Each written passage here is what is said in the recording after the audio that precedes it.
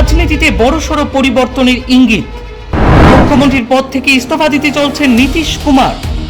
BJP না JDU, কার হাতে যাবে বিহারের ক্ষমতা? 14 এপ্রিলের পরই স্পষ্ট হবে উত্তরসূরির নাম। মুখ্যমন্ত্রীর পদ থেকে নীতিশের ইস্তফার দিনক্ষণ চূড়ান্ত। উত্তরসূরি কে হবেন মঙ্গলবারই পরই হবে চূড়ান্ত সিদ্ধান্ত। নীতিশের রাজনৈতিক জীবন শুরু করেছিলেন বিহার বিধানসভার বিধায়ক হিসাবে, তারপরে লোকসভার সাংসদ ও কেন্দ্রীয় মন্ত্রিত্ব। পরবর্তী ধাপে দীর্ঘ 2 দশক ধরে বিহার বিধানসভা থেকে মুখ্যমন্ত্রীর দায়িত্ব পালন শেষে শুক্রবার রাজ্যসভার সাংসদ হিসাবে শপথ নিয়েছেন নীতিশ কুমার। নীতিশ কুমারের রাজ্যসভায় যাওয়া নিয়ে খবর ছড়িয়ে পড়ার পর থেকেই বিহারের মুখ্যমন্ত্রীর কুর্সিতে কে বসবেন তা নিয়ে জোর জল্পনা শুরু হয়। অবশেষে সেই জল্পনার অবসান ঘটতে চলছে আগামী 14 এপ্রিল। ওই দিন বিহারের মুখ্যমন্ত্রীর পদ থেকে ইস্তফা দেবেন নীতিশ কুমার।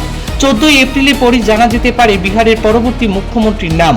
জনতা দল ইউনাইটেড তথা জেডিইউ থেকে কাউকে নীতিশের উত্তরসূরি হিসাবে বেছে নেওয়া হবে নাকি বিহারের বিজেপির কেউ মুখ্যমন্ত্রী হবেন তা নিয়ে আলোচনা কিন্তু অব্যাহত রয়েছে।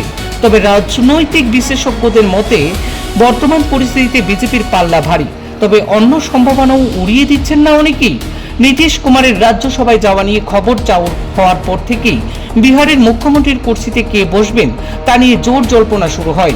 অবশেষে সেই জল্পনার অবসান ঘটতে চলছে আগামী 14 এপ্রিল। ওদিন বিহারের মুখ্যমন্ত্রীর পদ থেকে ইস্তফা দেবেন নীতিশ কুমার।